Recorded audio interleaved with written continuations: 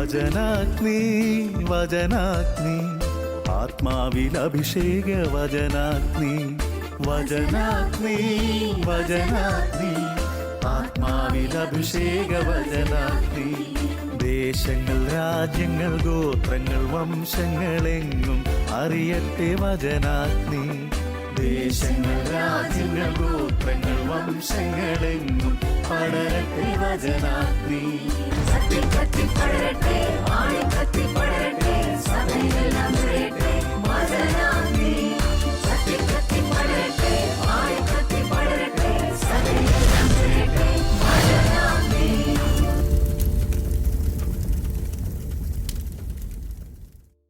വീണ്ടും വരുവാനിരിക്കുന്ന കർത്താവായ യേശുവിൻ്റെ വലിയ നാമത്തിൽ ശാലോം പ്രേക്ഷകരെ, നിങ്ങളെ എല്ലാവരെയും ഈ വചനാഗ്നി ശുശ്രൂഷയിലേക്ക് ഏറ്റവും സ്നേഹത്തോടെ സ്വാഗതം ചെയ്യുകയാണ്. മനസ്സിൻ്റെ ഒരു നവീകരണം, ഒരു വിശുദ്ധീകരണം, രൂപാന്തരീകരണം, ഇത് ദൈവം ആഗ്രഹിക്കുന്ന ഒന്നാണ്. മനസ്സ് കറപിടിച്ച് അശുദ്ധി കൊണ്ട് ലോകത്തിൻ്റെ അശുദ്ധി മുഴുവൻ നിറഞ്ഞ ഒരു വേസ്റ്റ് ബോക്സ് ആയി കഴിഞ്ഞാൽ ഒരിക്കലും നമുക്ക് ദൈവത്തെ പ്രസാദിപ്പിക്കാനോ ദൈവഹിതം അറിയാനോ ഒന്നും നമുക്ക് സാധിക്കുകയില്ല. അപ്പം ലോകത്തോട് ചേരാതെ ലോകത്തു നിന്ന് വേർപെട്ട ഒരു ജീവിതമാണ് ദൈവം നമ്മിൽ നിന്ന് ആഗ്രഹിക്കുന്നത്, പ്രതീക്ഷിക്കുന്നത്. ഈ സന്ദേശം നമുക്ക് പ്രാർത്ഥനാപൂർവം കേൾക്കാം.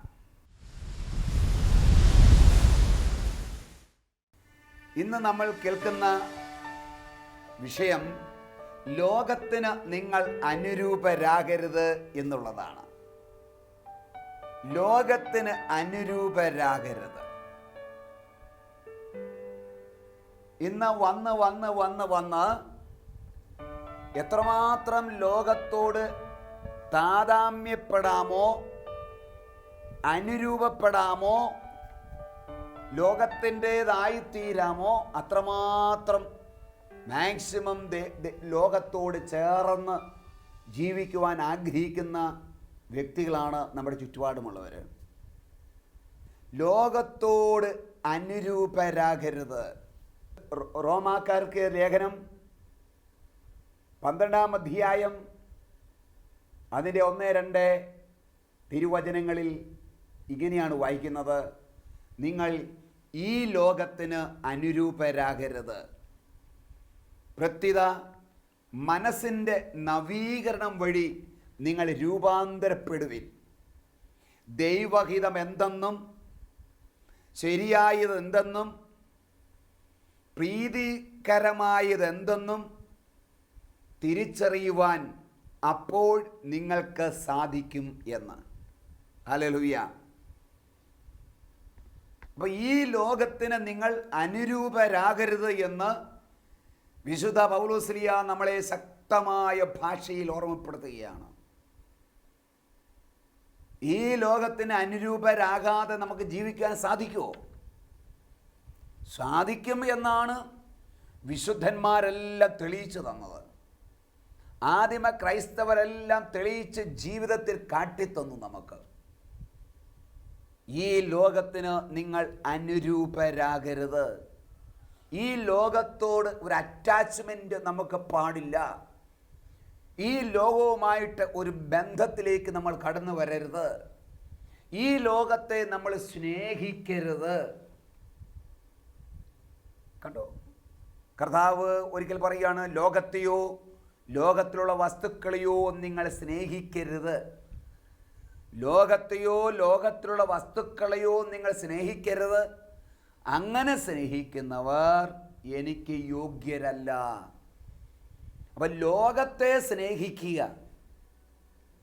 പേരിനു വേണ്ടി പ്രവർത്തിക്കുക, പേര് കിട്ടാൻ വേണ്ടി, പ്രശസ്തിക്ക് വേണ്ടിയിട്ടുള്ള പരിശ്രമം, എൻ്റെ ചിന്ത, എൻ്റെ പ്രവർത്തനങ്ങൾ, എൻ്റെ പ്ലാനിങ്, കണക്കുകൂട്ടലുകൾ, അതിനുവേണ്ടിയുള്ള തന്ത്രപ്പാടുകൾ എല്ലാം ഈ ലോകത്തിൽ അറിയപ്പെടാൻ വേണ്ടിയുള്ള ഒരു പരിശ്രമത്തിൻ്റെ ഭാഗമാണോ എന്ന് നമ്മൾ ആത്മപരിശോധന ചെയ്യണം. ഇനി ആത്മീയ മണ്ഡലത്തിലാണെങ്കിലും ഭൗതിക മണ്ഡലത്തിലാണെങ്കിലും ഏത് മേഖലയിലായിക്കോട്ടെ, അറിയപ്പെടാൻ വേണ്ടിയുള്ള ആഗ്രഹം, പ്രശസ്തനാകാൻ വേണ്ടിയുള്ള ആഗ്രഹം, നേതാവാകാനുള്ള ആഗ്രഹം, അനേകർ എന്നെ പാടിപ്പുകഴ്ത്തണം എന്നുള്ള ആഗ്രഹം, അതാണ് ലോകത്തോടുള്ള മൈത്രി. ലോകത്തെ സ്നേഹിക്കുക, ലോകത്തിലുള്ള വലിയ വലിയ ആൾക്കാരുടെ അംഗീകാരത്തിന് വേണ്ടി നമ്മൾ പരിശ്രമിക്കുക. നാട്ടിലുള്ള പേരുള്ള ആത്മീയ വ്യക്തികളായിക്കോട്ടെ, രാഷ്ട്രീയ മേഖലയിലുള്ളവരായിക്കോട്ടെ, അവ അറിയപ്പെടുന്ന വ്യക്തികൾ ഒക്കെ എന്നെ ആദരിക്കണം, എന്നെ സ്നേഹിക്കണം, അവരുടെ മുമ്പിൽ അവരുടെ ചേർന്നുള്ള അടുത്ത ആളാണെന്ന് നാട്ടുകാരെ ഒന്ന് അറിയിക്കണം. അപ്പം ഇങ്ങനെയുള്ള കാര്യങ്ങളൊക്കെ ചില പ്രവർത്തനങ്ങളിലൂടെ വെളിയിൽ വരുന്നത് നമുക്ക് കാണുവാൻ നമുക്ക് സാധിക്കും. അപ്പം ലോകത്തെ നമ്മൾ സ്നേഹിക്കരുത് എന്ന് പറയുമ്പോൾ ലോകത്തിലെ സ്ഥാനം, മാനം, പദവികൾ, അതിനുവേണ്ടിയുള്ള ശ്രമങ്ങൾ, അവരോട് കൂടെ നിന്നുകൊണ്ടല്ല സെൽഫി എടുക്കുന്ന പരിപാടി, അത് മീഡിയയിലിടുക, അതൊക്കെ എൻ്റെ ഉള്ളിൽ ഒളിഞ്ഞു കിടക്കുന്ന ഒരു ദാഹം. ഈ ദാഹത്തിൻ്റെ ബൈ പ്രൊഡക്ഷനാണ് ഈ പ്രവൃത്തികളിലൂടെയെല്ലാം വെളിയിൽ വരുന്നത്. ബൈബിൾ പറയുന്നു, പൗലോസ്ലീഹ പറയുന്നു, ലോകത്തെ നിങ്ങൾ സ്നേഹിക്കരുത്, ഈ ലോകത്തോട് നിങ്ങൾ അനുരൂപപ്പെടരുത്. അപ്പോൾ ലോകത്തോട് അനുരൂപപ്പെടുക എന്ന് പറയുമ്പോൾ ഇതാണ് ഉദ്ദേശിക്കുന്നത്.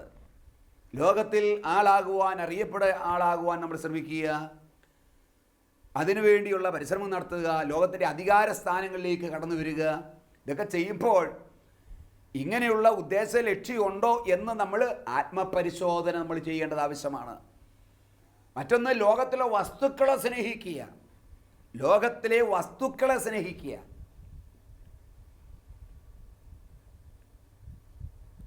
നമുക്ക് എത്ര വാങ്ങിച്ചു കൂട്ടിയാലും ഇന്ന് അനേകർക്ക് പോരാ. ബൈക്കുള്ളവൻ അവന് വലിയ ബൈക്ക് വേണം, ബുള്ളറ്റ് വേണം. ചെറിയ കാറുള്ളവൻ വലിയ കാറ് വേണം. 3 മുറിയുള്ളവന് 5 മുറിയുള്ള ആകണം. 1 നിലയുള്ളവന് 2 നില ഉള്ള വീട് വേണം. 10 സെൻറ്റ് ഉള്ളവന് 1 ഏക്കറും കൂടെ വേണം. അപ്പം ഇങ്ങനെ മേലോട്ട് പോകുന്നതല്ലാതെ താഴേക്കാരും വരുന്നില്ല. അപ്പോൾ ലോകത്തിലുള്ള വസ്തുക്കൾ എത്രമാത്രം വെട്ടിപ്പിടിക്കാൻ പറ്റുമോ, സ്വായത്തമാക്കാൻ പറ്റുമോ അത് ചെയ്യുക. ശമ്പളം എത്ര ഉണ്ടേലും നമുക്ക് പോരാ, തികയില്ല. ഭർത്താവിന് ജോലിയുണ്ട്, ഭാര്യയ്ക്കും ജോലിയുണ്ട്, 2 പേർക്ക് നല്ല ജോലിയുണ്ട്, വിദേശത്താണ്. എങ്കിലും അവരുടെ വായിലൂടെ എപ്പോഴും പറയും തികയല, പോരാ, ബുദ്ധിമുട്ടാണ്, ഞെരുക്കമാണ്, ചില ഞെരുക്കത്തിലാണ്, കടത്തിലാണ് എന്നൊക്കെ അങ്ങ് പറഞ്ഞേക്കും. അപ്പോൾ പ്രിയമുള്ളവരെ, ഇതാണ് ലോകത്തിലുള്ള വസ്തുക്കളെ സ്നേഹിക്കുക എന്ന് പറയുക. ധനത്തെ സ്നേഹിക്കുക, സമ്പത്തിനെ സ്നേഹിക്കുക, ജോലിയെ സ്നേഹിക്കുക, വരുമാനത്തെ സ്നേഹിക്കുക, അതിനുവേണ്ടിയുള്ള തന്ത്രപ്പാടുകൾ, ഹാർഡ് വർക്കുകൾ ചെയ്യുക. നമുക്ക് അത്യാവശ്യം ജോലികളൊക്കെ വേണം, ജോലി വേണ്ട എന്നല്ല ഞാൻ പറയുന്നതിൻ്റെ അർത്ഥം. ഇതിൻ്റെ പിന്നിലുള്ള ചേതോ വികാരമെന്താ? ദൈവത്തെ മറന്ന്, കൂട്ടായ്മ മറന്ന്, കൂദാശകൾ മറന്ന് ഇതിനു വേണ്ടിയിട്ട് തന്നെ നമ്മുടെ ജീവിതം മാറ്റിവെക്കുക. ആത്മീയ കാര്യങ്ങൾക്ക് ഒരു മടുപ്പും മരവിപ്പും തോന്നുന്നുണ്ടെങ്കിൽ ഇതാണ് എന്നുള്ളത് കാര്യം മറക്കരുത്. അപ്പം ലോകത്തെയോ ലോകത്തിലുള്ള വസ്തുക്കളെയോ സ്നേഹിക്കുന്നത് അത് ഈ ലോകത്തിന് അനുരൂപപ്പെടുന്നതിൻ്റെ ഭാഗമാണ്. ഈ ലോകത്തിന് നിങ്ങൾ അനുരൂപപ്പെടരുത്. അപ്പോൾ ഈ ലോകത്തിന് അനുരൂപപ്പെടുക എന്ന് പറയുമ്പോൾ മറ്റൊന്നാണ് ഈ ലോകത്തിലുള്ള ആശയങ്ങൾ സ്വീകരിക്കുക. ലോകത്തിലുള്ള ആശയം, ലോകത്തിലുള്ള എന്ന് പറഞ്ഞാൽ ലോകത്തിലുള്ള വ്യക്തികളുടെ, മറ്റു വ്യക്തികളിലൂടെ, സമൂഹത്തിൻ്റെ സമൂഹത്തിൻ്റെ ട്രെൻഡ് അനുസരിച്ച് നമ്മൾ ചിന്താഗതികൾ മാറ്റുക, ആശയങ്ങൾ മാറ്റുക. ലോകത്തുള്ള വ്യക്തികൾ അവരെ ട്രെൻഡ് അനുസരിച്ച് നമ്മളെ ജീവിതത്തെ ക്രമപ്പെടുത്താൻ നമ്മൾ ശ്രമിക്കുക. നാടോടുമ്പോൾ നടുവേ ഓടണം എന്നുള്ള പഴഞ്ചൊല്ലിൻ്റെ പുറകെ പോവുക, അല്ലേ? ഒഴുക്കിനൊത്ത് ഒഴുകിയില്ലെങ്കിൽ നമുക്ക് എത്തിച്ചേരുകയില്ല എന്നുള്ള ചിന്താഗതികൾ ഒക്കെ വെച്ച് പുലർത്തുന്ന കാര്യത്തെക്കുറിച്ചാണ് പറയുന്നത്. അപ്പോൾ എല്ലാവരും അങ്ങനെ ചെയ്യുന്നു, അതുകൊണ്ട് നമുക്ക് ചെയ്യാതിരിക്കാൻ പറ്റുമോ? എല്ലാവരും അങ്ങനെയല്ലേ? നമ്മൾ മാത്രം അവിടെ കൂടെ നിന്നില്ലെങ്കിൽ നമ്മൾ ഒറ്റപ്പെട്ടു പോകുകയല്ലേ? അത് എൻ്റെ ബ്രദറെ, നമ്മൾ ഈ ലോകത്തിലല്ലേ ജീവിക്കുന്നത്? അപ്പോൾ നമ്മൾ മറ്റുള്ളവർ ചിന്തിക്കുന്ന പോലെ നമ്മൾ ചിന്തിക്കണ്ടേ? അവരെ ഒറ്റപ്പെടുത്താവോ? അല്ലെ നമ്മളിങ്ങനെ മാറി നിൽക്കാവോ? അപ്പോൾ ഇങ്ങനെയുള്ള അഭിപ്രായങ്ങൾ നമ്മളിന്ന് പുറത്തേക്ക് വരുന്നുണ്ടെങ്കിൽ അതിൻ്റെ അർത്ഥം എന്താ? നമ്മൾ ഈ ലോകത്തിന് അനുരൂപപ്പെട്ട വ്യക്തിയാണെന്നാണ് അതിൻ്റെ അർത്ഥം. ലോകം പറയുന്നതനുസരിച്ച് നമ്മൾ അഭിപ്രായങ്ങൾ പറയുക, സമൂഹം പറയുന്നതനുസരിച്ച് നമ്മൾ അഭിപ്രായങ്ങൾ മാറ്റിക്കൊണ്ടിരിക്കുക. നമുക്ക് നമ്മുടേതായ നിലപാടുകളില്ല. പ്രിയമുള്ളവരെ, നമ്മൾ എടുക്കേണ്ട നിലപാട് എന്ന് പറയുന്നത് ദൈവവചനത്തിനനുസരിച്ചുള്ള നിലപാട് വേണം നമ്മൾ എപ്പോഴും എപ്പോഴും എടുക്കുവാൻ. നമ്മൾ ദൈവരാജ്യത്തിൻ്റെ മക്കളാണ്. അപ്പം ഈ രാജ്യത്തിനൊരു സിസ്റ്റമുണ്ട്, ദൈവരാജ്യത്തിന് ഒരു നിയമമുണ്ട്, ദൈവരാജ്യത്തിന് ഒരു സിസ്റ്റമുണ്ട്, ദൈവരാജ്യത്തിന് ഒരു ഭരണഘടന ഉണ്ട്. അപ്പോൾ ദൈവമക്കൾ ലോകത്തിൻ്റെ ഏത് രാജ്യത്തിലായാലും ദൈവരാജ്യത്തിലെ നിയമമനുസരിച്ച്, ഭരണഘടന അനുസരിച്ച്, ആ സിസ്റ്റം അനുസരിച്ച് വേണം ചിന്തിക്കാൻ, കാണാൻ, പറയാൻ, പ്രവർത്തിക്കാൻ. ഹല്ലേലൂയ. ഇതിനെയാണ് ഈ ലോകത്തിന് നിങ്ങൾ അനുരൂപപ്പെടരുത് എന്ന് പറയുമ്പോൾ വിശുദ്ധ പൗലോസ്ലീഹ ഉദ്ദേശിക്കുന്നത്. യോഹന്നാന്റെ സുവിശേഷത്തിൽ 17-ാം അധ്യായം 16-ാമത്തെ തിരുവചനത്തിൽ യേശു പറയുകയാണ്, ദൈവമേ, ഞാൻ ലോകത്തിൻ്റേതല്ലാത്തതുപോലെ ഇവരും ലോകത്തിൻ്റേതല്ല. ദൈവത്തോട് പറയുക, ഞാൻ ലോകത്തിൻ്റേതല്ലാത്തതുപോലെ ഇവരും, ആര്? ശിഷ്യന്മാരും, അവർ ലോകത്തിൻ്റേതല്ല. കർത്താവിനെ അനുഗമിക്കുന്ന, കർത്താവിൽ വിശ്വസിക്കുന്ന, കർത്താവിൻ്റെ മക്കളായിരിക്കുന്ന ഓരോ വ്യക്തികളോടും കർത്താവ് പറയുന്ന കാര്യമാണ്, ഞാൻ ലോകത്തിൻ്റേതല്ല മക്കളെ. ഞാൻ ലോകത്തിൻ്റേത് എന്ന മട്ടിൽ ഞാൻ ജീവിച്ചിട്ടില്ല, ഞാൻ ലോകത്തിൻ്റേതായി ഞാൻ ജീവിച്ചിട്ടില്ല. അതുകൊണ്ട് എന്നെ അനുഗമിക്കുന്ന, എന്നിൽ വിശ്വസിക്കുന്ന, എൻ്റെ രക്തം കൊടുത്ത് വീണ്ടെടുത്ത നിങ്ങളും ലോകത്തിൻ്റേതല്ല. ഈ ഒരു വലിയ കാഴ്ചപ്പാട്, ഉറപ്പ് ഈ ശബ്ദം കേൾക്കുന്ന എൻ്റെ പ്രിയമുള്ളവരെ നമ്മുടെ ഉള്ളിൽ ശക്തമായിട്ടുണ്ടാകണം. എപ്പോഴും ഏത് കാര്യങ്ങളിലും ഏതു നേരത്തും എവിടെയും നമ്മൾ ചില നിലപാടുകൾ എടുക്കേണ്ടി വരുമ്പോഴാണ് ഇത് പ്രധാനമായിട്ടും വേണ്ടിയത്. കൈക്കൂലി കൊടുക്കണോ വേണ്ടയോ? അഡ്മിഷന് ഡൊണേഷൻ കൊടുക്കണോ വേണ്ടയോ? ഒരു ഓഫീസിൽ ചെല്ലുമ്പോൾ മദ്യം കൊടുക്കണോ വേണ്ടയോ? റെക്കമെൻഡേഷൻ തെറ്റായ വിധത്തിൽ നടത്തണോ വേണ്ടയോ? വീട്ടിൽ മദ്യം പൊട്ടിക്കണോ വേണ്ടയോ? കൈക്കൂലി കൊടുക്കണോ വേണ്ടയോ? നമ്മുടെ ഒരു ആത്മീയ സ്ഥലങ്ങളിലോ എവിടെയെങ്കിലും ആയിക്കോട്ടെ, അവിടെ കർത്താവിനെ മഹത്വപ്പെടുത്തേണ്ട സ്ഥലത്ത് നമ്മളിങ്ങനെ സിനിമാസ്റ്റിക് ഡാൻസും നടത്തി, സിനിമാ പാട്ടുകളും പാടി, ലൈവ് പ്രോഗ്രാമും നടത്തി ഒക്കെ ചെയ്യുമ്പോൾ എൻ്റെ ശരീരത്തിൽ ദൈവത്തെയാണോ ഞാൻ മഹത്വപ്പെടുത്തുന്നത്? അതാണ് ലോകത്തോട് ചേരുക. അവരെല്ലാവരും ആ പാട്ട് പാടുന്നു, അതുകൊണ്ട് ഞാനും അവരോട് ചേർന്ന് അവർ പാടി അതുപോലെ പാട്ടുകൾ പാടുക. അപ്പോൾ എല്ലാവരും കൈയടിച്ചു, സന്തോഷമായി. എല്ലാവരും എന്നെ അക്സെപ്റ്റ് ചെയ്തു, എല്ലാവരും എന്നെ അംഗീകരിച്ചു. കൊള്ളാം, നമുക്കിത് മതി. മറ്റുള്ളവരുടെ പ്രോത്സാഹനത്തിന് വേണ്ടി, മറ്റുള്ളവരുടെ അംഗീകാരത്തിന് വേണ്ടിയിട്ട് അവർ ഇഷ്ടപ്പെടുന്ന വിധത്തിലുള്ള ജീവിതമോ വാക്കുകളോ പ്രവൃത്തികളോ പരിപാടികളോ നമ്മൾ ചെയ്തുകൊണ്ടിരിക്കുക. എന്നിട്ട് കൺവെൻഷനൊന്നും നമ്മൾ മുടക്കിയല്ല. ധ്യാനവും പരിപാടി, ഹല്ലേലൂയായും നേർച്ചയും പരിപാടി, അതൊന്നും ഒരു കുറവും കാണിയല്ല. ബൈബിൾ പറയുകയാണ്, നിങ്ങൾ ഈ ലോകത്തിന് അനുരൂപരാകരുത്, പ്രത്യുത മനസ്സിൻ്റെ നവീകരണം വഴി രൂപാന്തരപ്പെടണം. ലോകത്തെ സ്നേഹിക്കുന്ന വ്യക്തിക്ക് ഒരിക്കലും ദൈവത്തെ സ്നേഹിക്കുവാൻ സാധിക്കുകയില്ല.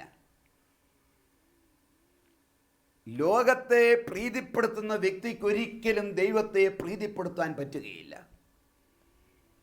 യാക്കോബ് സ്ലീഹായുടെ ലേഖനം 4-ാം അധ്യായം 4-ാമത്തെ തിരുവചനത്തിൽ പറയുന്നു, ലോകത്തോടുള്ള മൈത്രി ദൈവത്തോടുള്ള ശത്രുത്വമാണെന്ന് നിങ്ങൾ അറിയുന്നില്ലേ എന്ന്. ലോകത്തോടുള്ള മൈത്രി. ഇന്ന് അനേകരും ലോകത്തോട് ഇഴുകിച്ചേർന്ന് ഞാൻ ലോകത്തിൻ്റേതാണ് എന്ന മട്ടിൽ ജീവിക്കാൻ അനേകർക്ക് ഇഷ്ടം. നമ്മൾ ഈ ലോകത്തിലല്ലേ ജീവിക്കുന്നത്. അപ്പോൾ വലിയ സാവിത്രിയം പറഞ്ഞ്, സ്വാഹോദര്യം പറഞ്ഞ്, ഞാനും നിങ്ങളെപ്പോലെ ഒരാളാണ് എന്ന് പറഞ്ഞ് ആ ധ്വനി കൊടുത്ത് അവരെ പോലെയാകാൻ വേണ്ടിയിട്ട് ആത്മീയമായ മറ്റർത്ഥത്തിൽ കുഴപ്പമില്ല. പക്ഷേ ലോകത്തോട് ഇഴുകിച്ചേർന്ന് എന്ന് പറഞ്ഞാൽ ലോകത്തിൻ്റെ ആശയങ്ങളോട്, ലോകത്തിൻ്റെ അഭിപ്രായങ്ങളോട്, ലോകത്തിന് ഒരു സിസ്റ്റമുണ്ട്, ഒരു ഭൗതികമായ ഒരു സിസ്റ്റമുണ്ട്. അത് ദൈവവചനത്തിന് നേരെ ഓപ്പോസിറ്റായ ഒരു സിസ്റ്റമാണ് ലോകത്തിൻ്റേത്. ആ സിസ്റ്റത്തിന് നമ്മൾ ആമേൻ പറയുമ്പോൾ ആ സിസ്റ്റത്തോട് നമ്മൾ ചേരുകയാണ് ചെയ്യുന്നത്. അതാണ് ലോകത്തോടുള്ള മൈത്രി എന്ന് പറയുന്നത്. ലോകത്തിന് അനുരൂപരാകുക എന്ന് പറയുന്നതാ. ഹല്ലേലൂയ. പ്രിയമുള്ളവരെ, നമ്മൾ ദൈവമക്കളാണ്. ദൈവമക്കൾ ദൈവത്തിൻ്റെ മക്കളാണ്. അതിനകത്ത് തന്നെ അതിൻ്റെ മഹത്വം, വലിപ്പം നമുക്ക് കാണാൻ സാധിക്കണം. ദൈവമക്കൾ ദൈവം ചിന്തിക്കുന്ന പോലെ വേണം നടക്കാൻ. മക്കൾ അപ്പനെ പോലെ ചിന്തിക്കണം. ചില അപ്പന്മാർ പറയാറില്ലേ, എടാ അപ്പനെ പോലെ ചിന്തിക്കടാ. അപ്പൻ ചിന്തിക്കുന്ന പോലെ ചിന്തിക്ക്, അപ്പൻ ചെയ്യുന്ന പോലെ നീ ചെയ്യ്. ദൈവമക്കളായ നമ്മൾ ദൈവം ചിന്തിക്കുന്ന പോലെ ചിന്തിക്കണം. നമ്മൾ ദൈവത്തിൻ്റെ ആറ്റിറ്റ്യൂഡ്, സ്വഭാവം, പ്രവർത്തനങ്ങൾ എന്താ അതുപോലെ ആയിരിക്കണം നമ്മൾ ഈ ലോകത്തിൽ. അങ്ങനെയാണ് നമ്മൾ വെളിച്ചമാണ്. നമ്മൾ ലോകത്തിൽ വെളിച്ചമാണ്. ഈ ലോകത്തിൻ്റെ പ്രകാശമാണ് നമ്മൾ. പ്രകാശം എപ്പോഴും പ്രകാശമായിട്ട് നിൽക്കണം. സീറോ ബൾബായിട്ട് കത്തിയാൽ പോരാ, മങ്ങിപ്പോയാൽ പോരാ. ലോകത്തോട് ഇഴകിയിരുമ്പോൾ, ലോകം എന്ന് പറഞ്ഞാൽ ഇരുട്ടാ, അതിനോട് ഇഴുകി ചേർന്നാലോ നമ്മൾ ഇരുണ്ടു പോകും. ബൾബ് എപ്പോഴും സെപ്പറേറ്റാണ്, അത് പ്രകാശിച്ചുകൊണ്ടിരിക്കണം. അതുകൊണ്ടാണ് നമ്മൾ ലോകത്തോട് നമുക്ക് ഇഴക ചേരുവാൻ നമുക്ക് സാധ്യമല്ല. എന്ന് പറഞ്ഞാൽ ലോക ആശയങ്ങളോട്, ഇഷ്ടങ്ങളോട്, അഭിപ്രായങ്ങളോട്, ലോകത്തിൻ്റെ സിസ്റ്റത്തോട്, ലോകത്തിൻ്റെ പോക്കിനോട് നമുക്ക് ചേരാൻ പറ്റുകയില്ല. ഈ ലോകത്തിൽ തന്നെ യേശു പറഞ്ഞില്ലേ, ഞാൻ ഈ ലോകത്തിൻ്റേതല്ലെന്ന്. ആ യേശു 33.5 വർഷം ഈ ഭൂമി ജീവിച്ചല്ലോ. അയ്യോ, അതെങ്ങനെയാ? ജീവിച്ചു. ഇതുപോലെ നാം ഈ ലോകത്തിലാണെങ്കിലും നമ്മൾ ഈ ലോകത്തിൻ്റേതല്ലാത്ത ഒരു ജീവിതം, പ്രിയമുള്ളവരെ, ഇവിടെ നമുക്ക് ജീവിക്കാൻ സാധിക്കും. നമ്മൾ അത് ദൈവത്തിൻ്റെ സിസ്റ്റത്തിലൂടെയുള്ള ജീവിതമാണ്. ദൈവത്തിൻ്റെ ഭരണഘടന, ദൈവരാജ്യത്തിൻ്റെ ഭരണഘടന, അതാണ് വിശുദ്ധ ബൈബിൾ എന്ന് പറയുന്നത്. ആ ഭരണഘടനയിൽ പറയുന്ന പോലെ ഒരു ജീവിതം, ദൈവരാജ്യത്തിൻ്റെ ഒരു ജീവിത ശൈലി ഈ ലോകത്തിൽ നമുക്ക് ജീവിക്കാം. വെള്ളം അല്ലെങ്കിൽ വള്ളം വെള്ളത്തിലാണ് ജീവിക്കുന്നത്. വെള്ളത്തിൽ ജീവിക്കാൻ വേണ്ടിയിട്ട്, വെള്ളത്തിൽ വസിക്കാൻ വേണ്ടിയിട്ടാണ് വള്ളത്തെ ഉണ്ടാക്കിയിരിക്കുന്നത് തന്നെ. വള്ളം വെള്ളത്തിലാണെങ്കിലും വെള്ളം വള്ളത്തിലല്ല. കാര്യം മനസ്സിലായോ? വള്ളം വെള്ളത്തിലാണ് എങ്കിലും വെള്ളം വള്ളത്തിനകത്തല്ല. വള്ളത്തിലേക്ക് വെള്ളം കയറിയാൽ എന്ത് സംഭവിക്കും? അത് താഴാൻ തുടങ്ങും, താന്ന് വെള്ളത്തിനടിയിലേക്ക് താന്നു പോകും. എന്നാൽ വെള്ളത്തിൻ്റെ മുകളിൽ എത്ര വർഷം വേണമെങ്കിലും ഈ വള്ളത്തിന് കിടക്കുവാനായിട്ട് സാധിക്കും. അതിനു വേണ്ടിയിട്ടാണ് എപ്പോഴും മെയിൻ്റനൻസ് വർക്ക് ചെയ്യുന്നത്. ഒരു ചെറിയ തുള പോലും ഉണ്ടാകരുത്. ഒരു ചെറിയ ഓട്ട പോരെ. ആ ഓട്ടയിലൂടെ ഓരോ തുള്ളി വെള്ളം അകത്തേക്ക് പനച്ച് കയറി വള്ളത്തെ മുക്കിക്കളയും വെള്ളത്തിലോട്ട്. വെള്ളം വള്ളത്തിനകത്ത് കയറാത്ത സ്ഥിതിയിൽ അതിന് എത്ര വർഷം വേണമെങ്കിലും വെള്ളത്തിൻ്റെ മുകളിൽ കിടക്കാൻ പറ്റും. എന്നാൽ ആ വെള്ളം ഈ വള്ളത്തിനകത്തേക്ക് കയറിയാൽ ആ വെള്ളത്തിൽ വള്ളം താന്ന് അത് അഗാധങ്ങളിലേക്ക് പോകുന്ന അനുഭവം ഉണ്ടാകും. വള്ളം വെള്ളത്തിലാണെങ്കിലും വെള്ളം വള്ളത്തിലല്ലാത്ത ഒരു ജീവിതമാണ് നയിക്കുന്നത്. ഇതാണ് പ്രിയമുള്ളവരെ ക്രിസ്തീയ ജീവിതം എന്ന് പറയുന്നത്. ഈ ലോകത്തിലെ ക്രൈസ്തവ ജീവിതം എന്ന് പറയുന്നത് ഇതാണ്. ഈ ലോകത്തിൻ്റേതല്ലാത്തൊരു ജീവിതം ഈ ലോകത്തിൽ നാം നയിക്കണം. ക്രിസ്തു അത് കാണിച്ചു തന്നു, ക്രിസ്തു അത് വെളിപ്പെടുത്തി തന്നു. കർത്താവേ, ഞാൻ ലോകത്തിൻ്റേതല്ലാത്തതുപോലെ ഇവരും ലോകത്തിൻ്റേതല്ല. എബ്രായ ലേഖനം 11-ാം അധ്യായത്തിൽ പറയുന്നുണ്ട്, പൂർവ്വ വിശ്വാസികളെക്കുറിച്ച്, നമ്മുടെ പൂർവ്വ പിതാക്കന്മാരെക്കുറിച്ച് അവിടെ എഴുതിയിരിക്കുകയാണ്, അവരെ സ്വന്തമാക്കാനുള്ള കഴിവ് ലോകത്തിന് ഇല്ലായിരുന്നു എന്ന്. ലോകം കിണഞ്ഞ് ശ്രമിച്ചു ഇവരെ സ്വന്തമാക്കാൻ, ഇവരെ വീഴ്ത്താൻ, ലോകത്തിൻ്റേതാക്കി മാറ്റാൻ ലോകം ശ്രമിച്ചു. അഥവാ ലോകത്തിൻ്റെ സിസ്റ്റം, ലോകത്തിൻ്റെ ശക്തി, ആ സ്പിരിറ്റ് ശ്രമിച്ചു. പക്ഷേ അവരെന്ന് തൊടാൻ പോലും ലോകത്തിന് സാധിച്ചില്ല. അതാണ് പിതാക്കന്മാരുടെ വിശ്വാസം, ആദിമ ക്രൈസ്തവരുടെ വിശ്വാസം. ഈ ഒരു ജീവിത ശൈലി ദൈവം ആഗ്രഹിക്കുകയാണ്. അപ്പോൾ നമ്മളെ മനസ്സിനെ രൂപാന്തരപ്പെടുത്തുന്നതിലൂടെയാണ് ദൈവത്തിന് പ്രീതികരമായതും നല്ലതുമായ കാര്യങ്ങൾ ഗ്രഹിക്കാൻ, മനസ്സിലാക്കാൻ നമുക്ക് സാധിക്കുന്നത്. കർത്താവേ, ഇതിനുള്ള കൃപ, ആ അഭിഷേകം എനിക്ക് നൽകി എന്നെ തന്നെ, എൻ്റെ മനസ്സിനെ വിശുദ്ധീകരിച്ച്, എൻ്റെ ചിന്തകളെ, കാഴ്ചപ്പാടുകളെ വിശുദ്ധീകരിച്ച് ദൈവഹിതം എന്തെന്നും ദൈവത്തിന് പ്രീതികരമായത് എന്തെന്നും തിരിച്ചറിഞ്ഞ് അപ്രകാരം ജീവിക്കുവാൻ എന്നെ സഹായിക്കണമേ, എന്നെ അഭിഷേകം ചെയ്യണമേ എന്ന് നമുക്ക് പ്രാർത്ഥിക്കാം.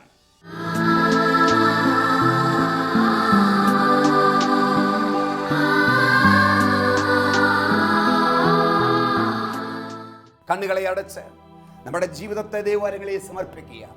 ഈ ലോകത്തിന് നിങ്ങൾ അനുരൂപരാകരുത്. എവിടെയൊക്കെ, ഏതൊക്കെ മേഖലകളിൽ, എപ്പോഴൊക്കെ നമ്മൾ അനുരൂപപ്പെട്ടു, ലോകത്തോട് ചേർന്ന് അഭിപ്രായം പറഞ്ഞപ്പോഴൊക്കെ നമ്മൾ ലോകത്തിന് അനുരൂപപ്പെടുകയാണ്. ഞാനുമായി ബന്ധപ്പെട്ട ഏതെല്ലാം കാര്യങ്ങളിൽ തീരുമാനമെടുക്കേണ്ടതായിട്ട് വന്നപ്പോൾ അപ്പോഴെല്ലാം സാത്താനോട്, തിന്മയോട് ചേർന്ന് അഭിപ്രായം പറഞ്ഞെങ്കിൽ നാം ലോകത്തോട് ചേർന്നു. ദൈവമേ, എന്നോട് ക്ഷമിക്കണമേ. Forgive me Jesus, bless me Lord, touch me Jesus. കർത്താവേ, എന്നെ തൊടണമേ, എന്നെ അനുഗ്രഹിക്കണമേ, എൻ്റെ ചിന്തകളെ വിശുദ്ധീകരിക്കണമേ. നിന്നോട് ചേർന്ന്, നിന്റെ ചിന്തകളോട്, നിന്റെ ആശയങ്ങളോട്, നിന്റെ പദ്ധതിയോട്, നിന്റെ വചനത്തോട് ചേർന്ന്, ദൈവരാജ്യത്തോട് ചേർന്ന് ചിന്തിക്കുവാൻ, പ്രവർത്തിക്കുവാൻ, സംസാരിക്കുവാൻ, ദൈവരാജ്യത്തിൻ്റെ ജീവിതം ഈ ലോകത്തിൽ നയിക്കുവാൻ എന്നെ അഭിഷേകം ചെയ്യണമേ എന്ന് പ്രാർത്ഥിച്ചുകൊണ്ട് ഈ ഇരു കരങ്ങളെയൊക്കെ സ്തുതിച്ച് പ്രാർത്ഥിക്കട്ടെ. Hallelujah, hallelujah, hallelujah, hallelujah, hallelujah, hallelujah, hallelujah. ഓ പ്രിയ പരിശുദ്ധാത്മാവേ, ഇവരെ ശക്തിപ്പെടുത്തണമേ, ബലപ്പെടുത്തണമേ, കൃപയാൽ അഭിഷേകത്താൽ നിറയാനേ പ്രാർത്ഥിക്കുന്നു. നിറയ്ക്കണമേ പ്രാർത്ഥിക്കുന്നു. അവരുടെ ദർശനങ്ങൾ വിശുദ്ധീകരിക്കപ്പെടട്ടെ, മനസ്സ് വിശുദ്ധീകരിക്കപ്പെടട്ടെ, കാഴ്ചപ്പാടുകൾ, മനോഭാവങ്ങൾ യേശുവിൻ്റെ രക്തത്താൽ കഴുകപ്പെടട്ടെ, പരിശുദ്ധാത്മാവിനാൽ വിശുദ്ധീകരിക്കപ്പെടട്ടെ. ഒരു പുത്തൻ അഭിഷേകം എല്ലാ മക്കളുമേലും വ്യാപരിക്കട്ടെ. Hallelujah, hallelujah, hallelujah, hallelujah, hallelujah, hallelujah, hallelujah. യേശുവേ ആരാധന, ആരാധന, ആരാധന, ആരാധന, ആരാധന, ആരാധന. Hallelujah, hallelujah, hallelujah, hallelujah, hallelujah. യേശുവേ നന്ദി, യേശുവേ നന്ദി, യേശുവേ നന്ദി. Hallelujah. Praise the Lord. God bless you. Amen.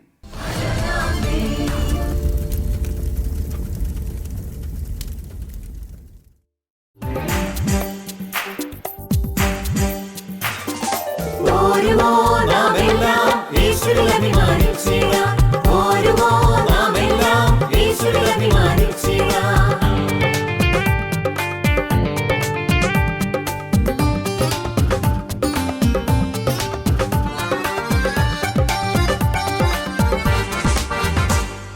നമ്മുടെ നാഥൻ ഒലിവുമലയിൽ അന്ന് നൽകിയ മിഷൻ ദൂത് തലമുറ തലമുറ കൈമാറി കെടാതെ ഞങ്ങൾ ഘോഷിക്കും, കെടാതെ ഞങ്ങൾ ഘോഷിക്കും.